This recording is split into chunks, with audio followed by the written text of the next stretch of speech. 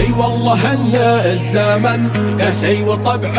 عيني، والذكريات العصيبة اجمل الذكريات مرت علينا، وربي كانها ايام عيد، وكان الالام والقسوة من الطيبات. وانا وجور الليالي والحصار الشديد نتلاقى في الموت لاقى من جميع الجهات، وخوض الشدايد عوايد وانت رجال جيد، والنايبة